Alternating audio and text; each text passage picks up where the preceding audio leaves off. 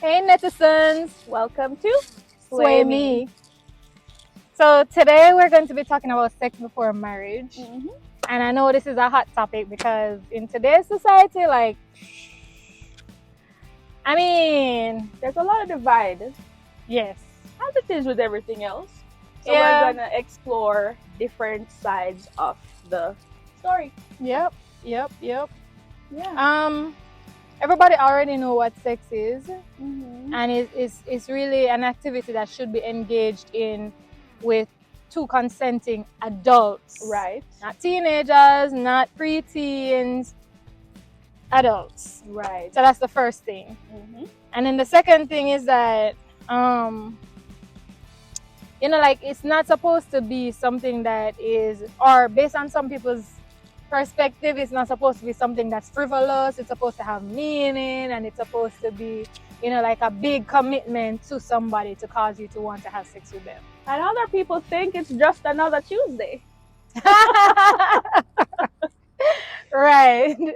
So what do you think though? Should sex be had before or after marriage, and which one is better and why? I'm going to let the netizens guess. I'm gonna list 2 pros, 2 cons.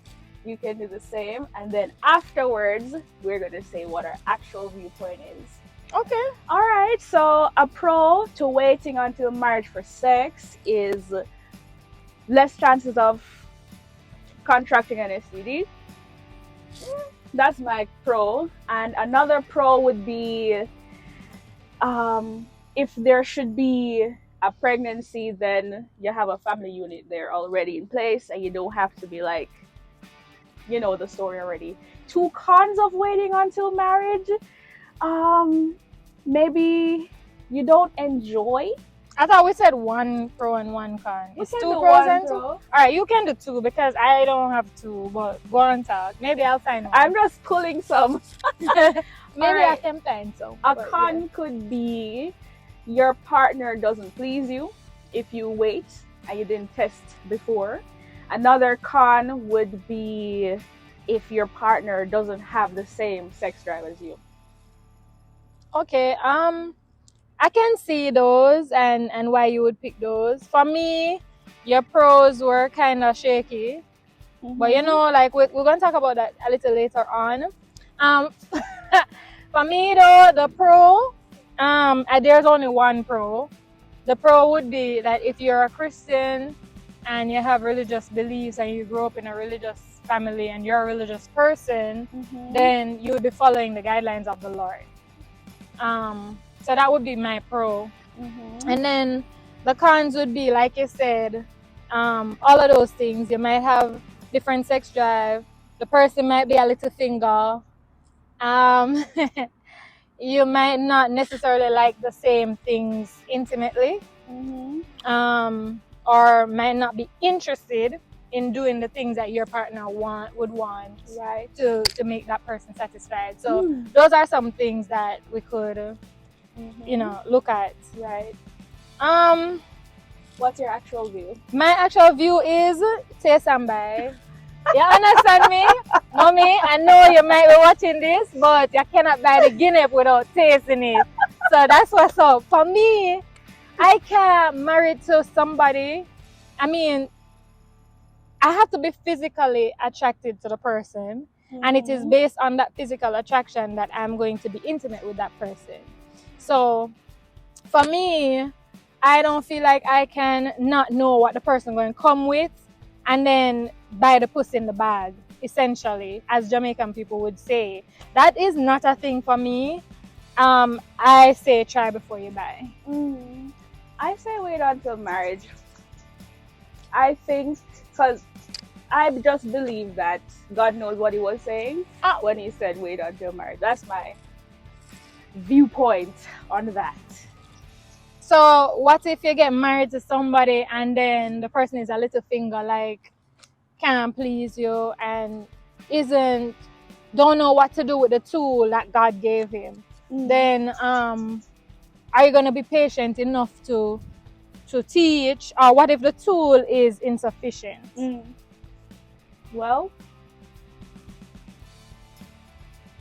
I don't don't know. From my experience so far and my journey in life, I am wholeheartedly of the impression that once you submit your life to God Mhm. and go according to what you believe, what the Bible says, etc., then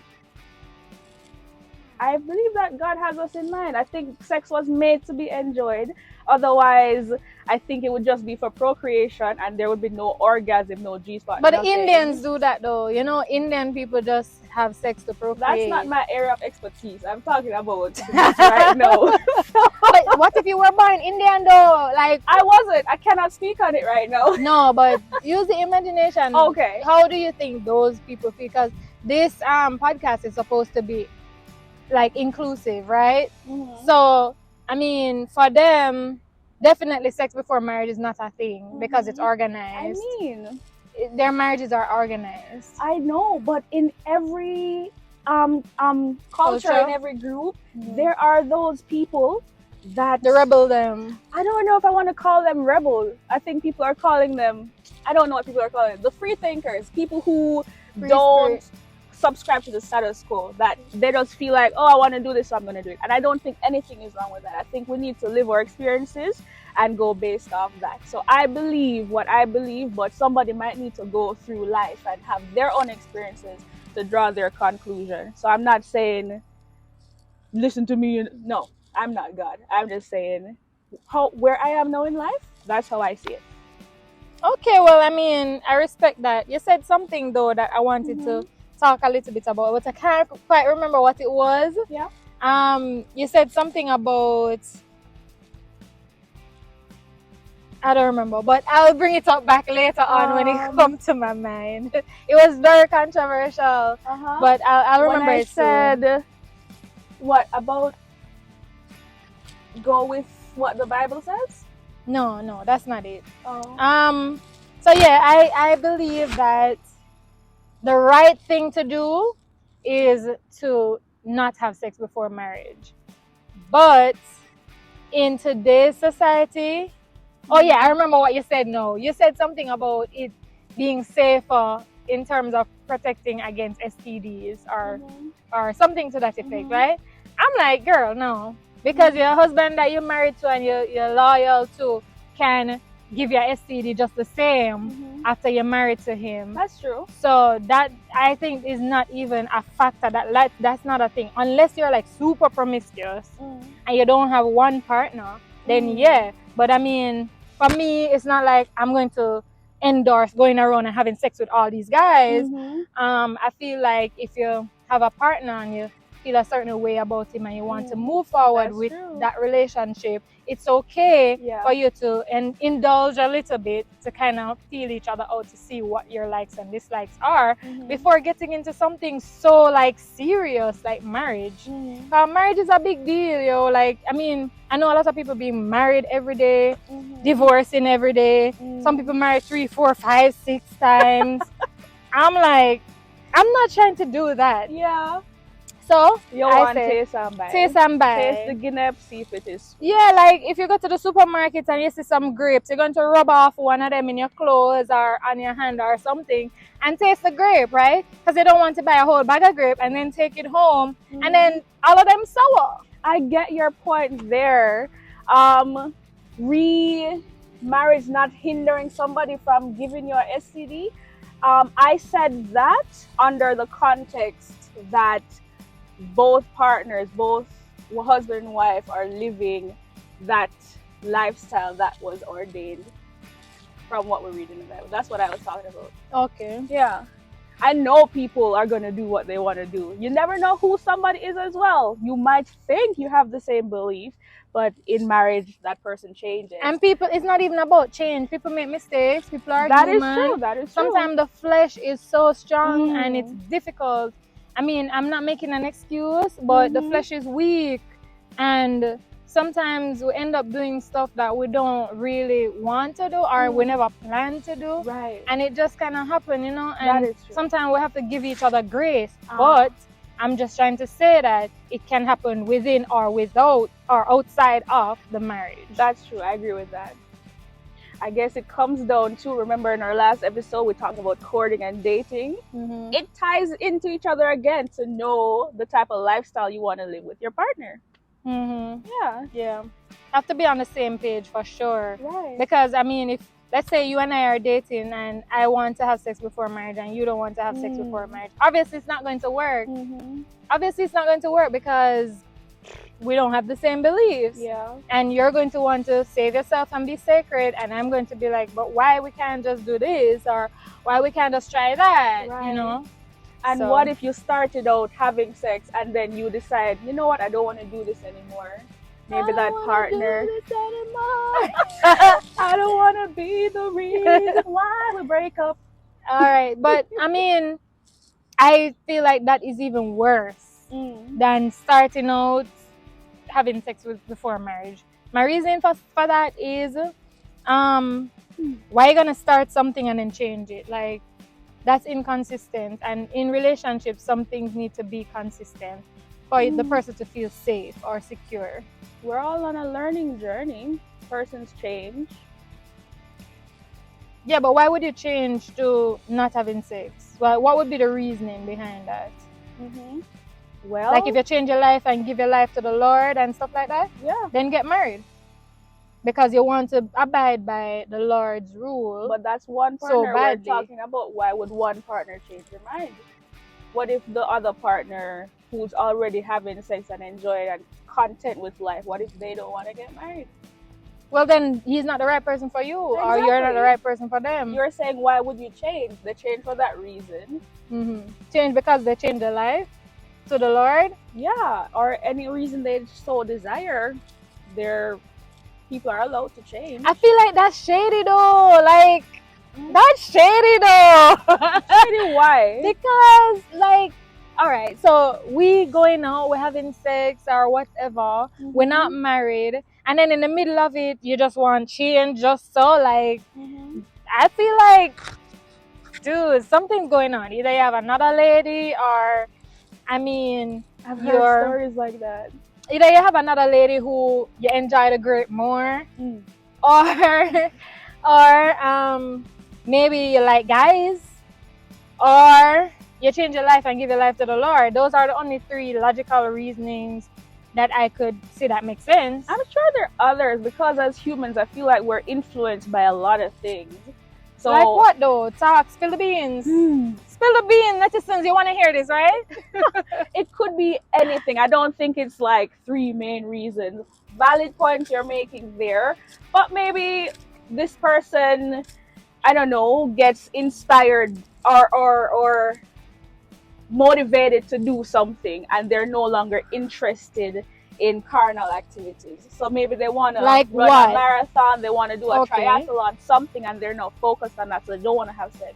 So it's not necessarily But then that would be a for- belief system, but like they just don't want to have sex anymore. But that would be for the moment. If you want to engage in a marathon or whatever, you're not going to have sex because you're preparing for that and you want to perform optimally. You don't want that to take away from your energy. I can understand that because I have a friend too that was dating a popular Jamaican athlete, I wonder. and I was roommates with her, and basically they couldn't have sex when it was their like peak season because it wasn't advised for them to do that because it take away from your energy. Sex kind of make you weak, you know, like, no, you need your energy. There are different ways that you can expel your energy, and sex is one of them. It takes away from your energy. So It could be other things as well, like you lose attraction for your partner, but you don't want to leave for whatever reason. That does happen. yes, so if you lose attraction for your partner, right, and But you you don't still love them, but you're just not in the mood to have sex ever. ever are y'all hearing this? Like, It's possible. I don't know. I cannot relate to that. I'm sorry. Maybe the relationship has lost its zest and spice Well, then- to you. Well, then they need to work on finding that spunk Right, back, but you know. my point is, for whatever reason, a person might change their mind or not want to have sex anymore.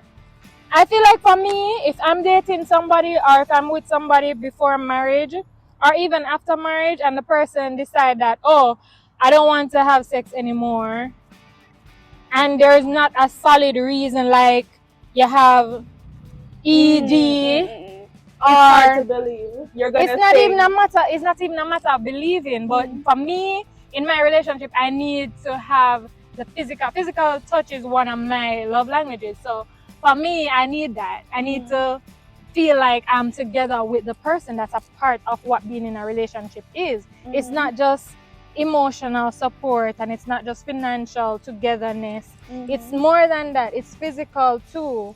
You know, like you want a life partner, meaning you do everything in life together. Right. You know, and yeah, so that would be a no-go for me. So you would be okay with that? With not having sex? Yeah, like ever. Like you and the person having sex before and then you're not married but you change and you decide that you're not gonna have sex ever. I actually did.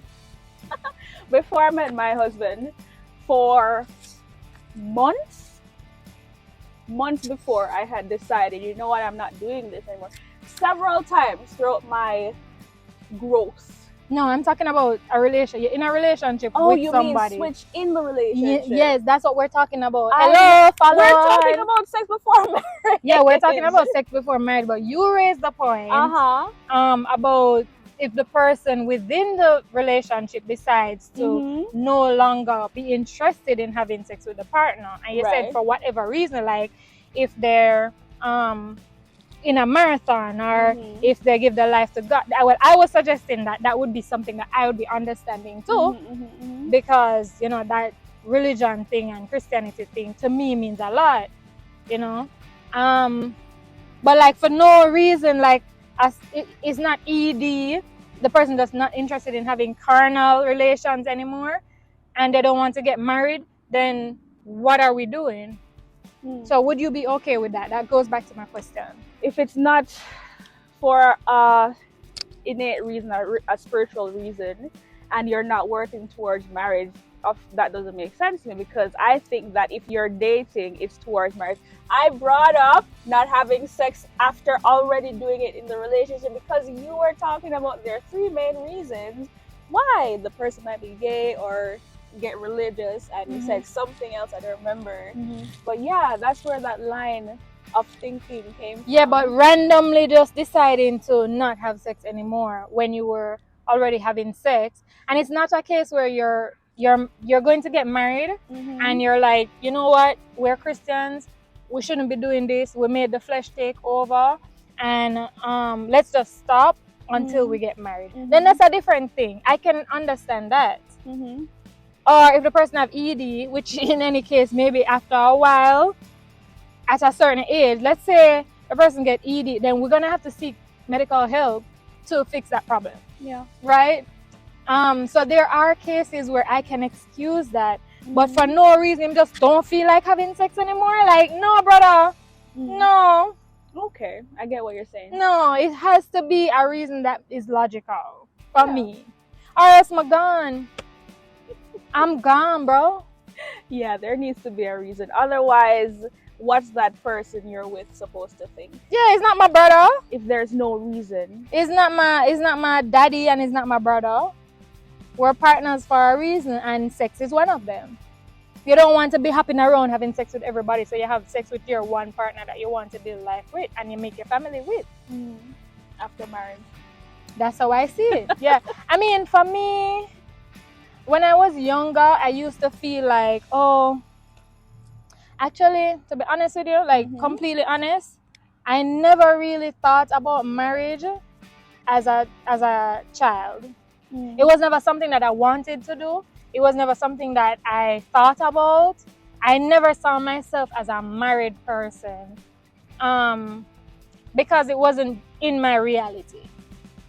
It was something I saw every day in my family or anywhere. So that was like, yeah, we're Christians and we love God and whatever, but that relationship part, that part of the relationship was never something I had focused on.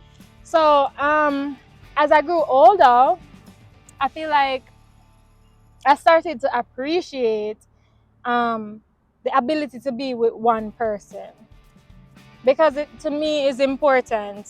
You don't want to throw it out, dash it out, fling it out, and to any and everybody. You want to have your person, and you want to have one safe person that you safe enough and comfortable enough with, other than random strangers.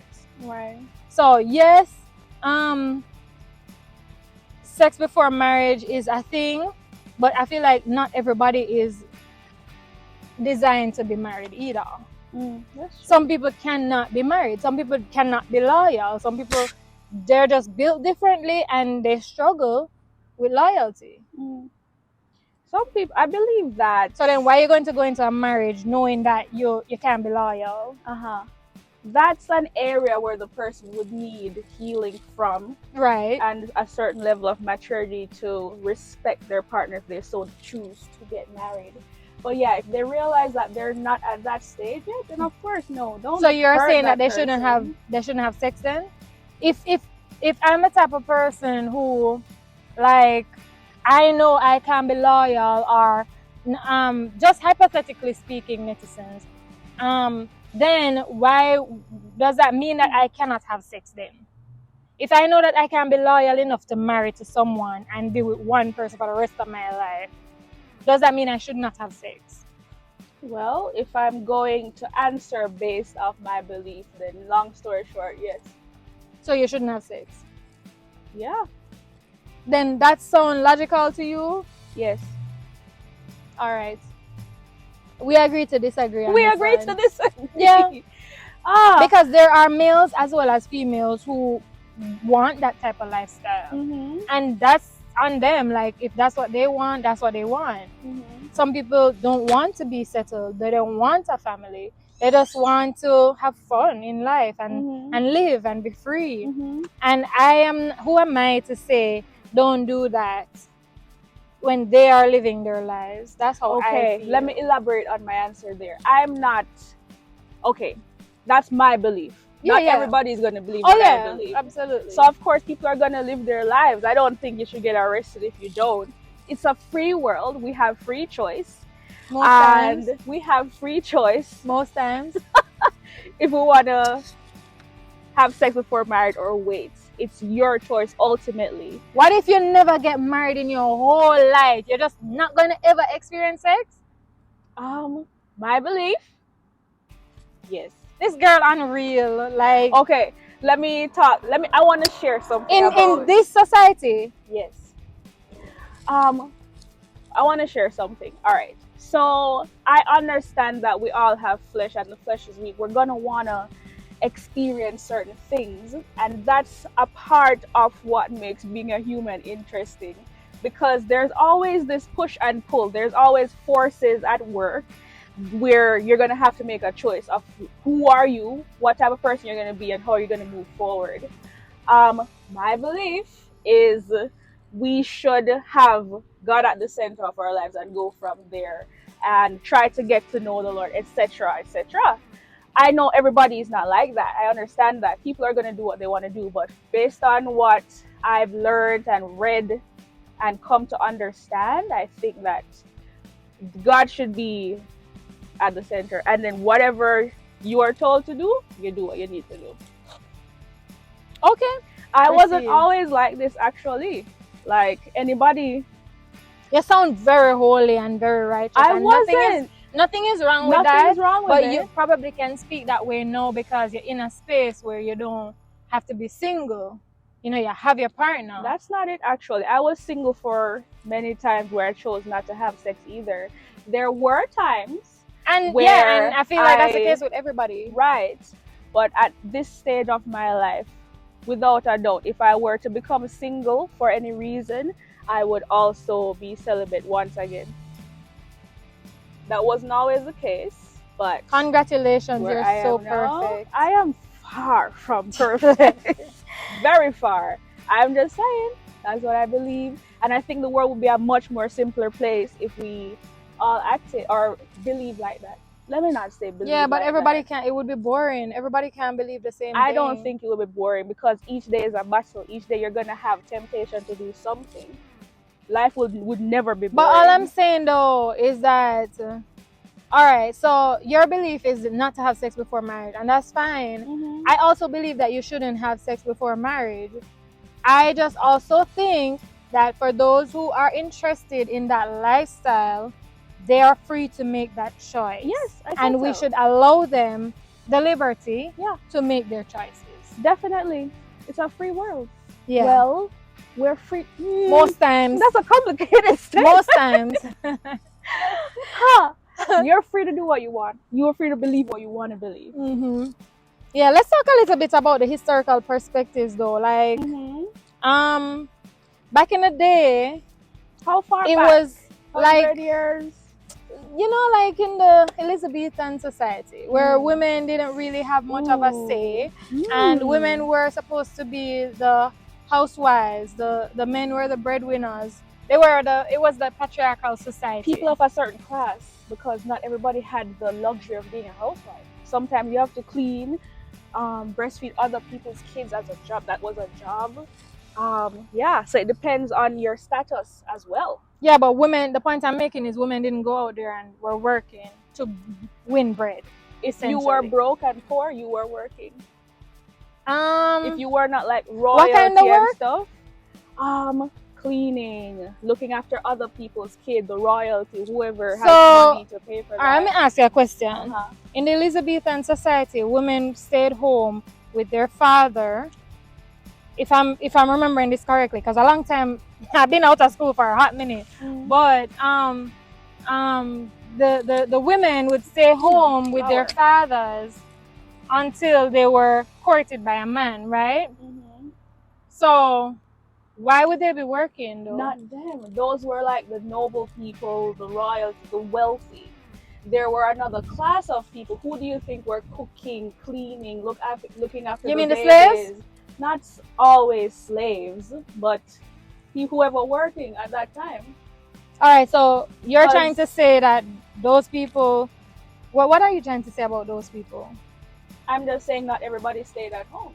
Yeah, okay, so what were we Not talking about again? women. Because Back then, you're saying that women were held to a certain esteem. That's what I was talking about.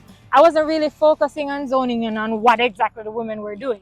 I'm talking about women were supposed to save their virginity, okay, and there was virtue. their virtue, right? And they're supposed to be like pure and all of these things. Okay, what I was talking about, I guess that could be another topic, because not I don't know how. not everybody had that luxury. All right, well, I'm talking about sex before marriage, and I'm talking about how the expectations of women were different in terms of sex before marriage, which is our topic. I can blend this into, so with sex before marriage, Mm-hmm. if we're going so far back, if you were not of a certain standing, wealthy, and if your family was poor, Then it's okay to have sex before marriage? I did not say that. Come on, saying, get to the point, because So I don't wait, get let me talk it. I'm Alright, getting Talk. the point was Mhm. you're talking about the noble women, those people of a higher class. Mm-hmm. They're expected to stay home, get courted, get married, stay home. Mm-hmm. There's another side to that. There Mhm. are people who had no money, they had to be working. The women, the prostitutes, for example, that's all they knew. They grew up in that. Not all women, is the point I'm making, had that luxury. Some felt like all they could do was use sex as a source of income, or I don't know, nobody was really watching them to say, oh, don't do this. These people you're talking about of higher class, they were being watched by their fathers, because I guess if you're wealthy, your virtue is more valuable. So what are you trying to say, that the women who didn't have the luxury of being watched by their father, or a wealthy household, or a wealthy enough household, it was okay for them to have sex before marriage? Is that what you're saying? Not okay, but it happened more frequently in those situations. Yeah, but what I'm talking about, and this is where I think you're not understanding what I'm saying, is that I'm talking about the expectation of the society on these women. Mhm. Whether they're rich, they're poor, the beggar man, they're thieves, women were expected to be pure. It's like a standard that women were held to. Even if the woman was poor, a man don't want to marry a woman who was a prostitute. Mhm. You get what I'm saying? Because there's less value on that woman. And I'm looking at today's society and I'm like, no, I feel like some men would prefer if their wives had a partner before, because women get a little bit clingy when it comes to their first partners. Women tend to be a little bit more like inexperienced when it comes to their first partner. So they show their inexperience a lot more, and ultimately are more clingy. So let's talk about the historical perspective. Is that women were virtuous, and women were like a trophy, a pure thing. And then in today's society, I feel like it's no longer as serious of a thing where the woman has to be pure, the woman has to be a virgin. Like, how many men are going to ask you, oh, are you a virgin, and expect your answer to be yes in today's society? Let's talk about that. Okay, well, I think once again, I think everything is about is perspective. So, of course, what we see in social media, what we see on TV, the type of TV shows that are promoted, the type of music that we're hearing a lot, it would seem that there's not much value placed on virtue. I keep hearing a bird. However, there are still people out there that value that. Oh yeah, I think there are absolutely. still men that Absolutely put value on that. But let's talk about the ratio. So? Is the ratio the same as it was back then? Oh, definitely not. That's what I'm talking about. So like, the majority of people with modernization have changed their perspectives, and that's how I'm talking about the difference between the historical perspective. So I mean, there are going to be exceptions to everything in life, and every rule and every expectation, but it is like, is there a difference between how it was perceived back then as opposed to the masses of people and how it's perceived by them now? Well, of course. So yes. Yeah, huge difference. All right, what about we kind of touched on this a little bit, like Earlier, the religious aspect. Yeah, the Right. religious and spiritual views. I mean, I feel like when you grow up in the church, and two things can happen when you grow up in the church. You can either become a really religious and sacred person, or you can be the flip side of that. You can be like rebellious, and you want to try things, you want to go outside against the norm. And some people have the chance to experience a little bit of both, where they did go out for a little bit and kind of test it and taste the world, and they're like, no, this is not for me, and then they go back into their Christianity. I feel like also, though, when you grow up in the church, it's more like you're not allowed to make your decisions, because you have to be living your life to prove to the church or to the members of the church that you're holy, like what God wants you to be. And a lot of times people I feel like people feel forced to be that person or to have that lifestyle, when they really want, they meet a guy and they really would want to feel what you feel like, to be kissed on the neck and, you know, little things. And those little things unfortunately lead to other little things or bigger things. But yeah, like you're in a cage, to me, of expectations. I see. I think that's where a lot of churches fail, in that people feel like they're in prison or they're in jail.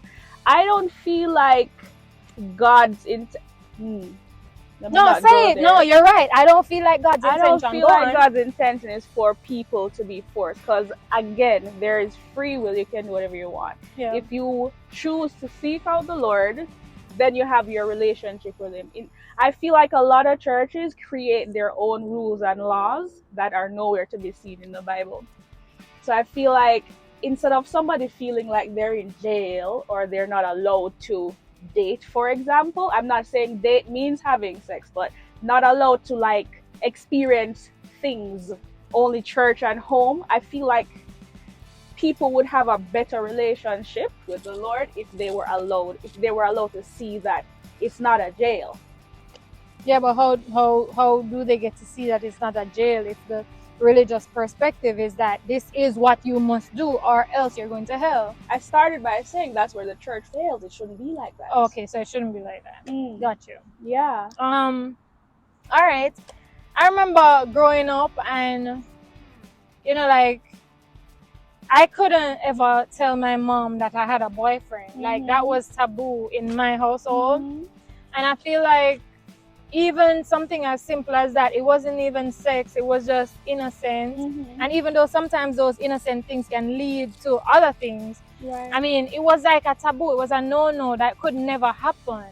And so you miss out on those opportunities. So I feel like, not for me, but for some people who probably would have experienced those things like I did, they turned out really promiscuous, like in the end, because they were lacking that kind of feeling and that option. So now that they're older and they're free and they're adulting, they're like, oh, I can do this with everybody now. You know what I mean? Yeah. So I hear you. I feel like if parents were less strict, like you weren't like telling your kid, don't do this, don't do that. If you had a conversation, same with the church, if you had a conversation and allow that child or that young adult to express what they're feeling and then maybe say what your take is and then let them make their decision, we'd have a better relationship with parents and religious figures. Because when you're told, no, you must be this, nobody wants to be that. Because it feels like a cloak. You want to experience life yourself. Right.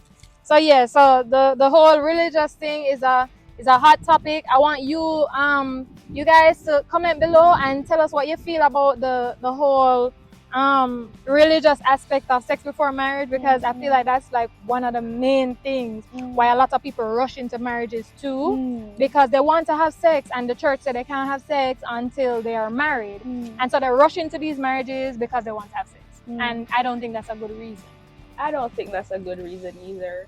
I feel like, last thing, let me just get this out. I feel like, I already said it before, but once you have a relationship with the Lord, you're doing things not because of what the church says or what you think you have to do.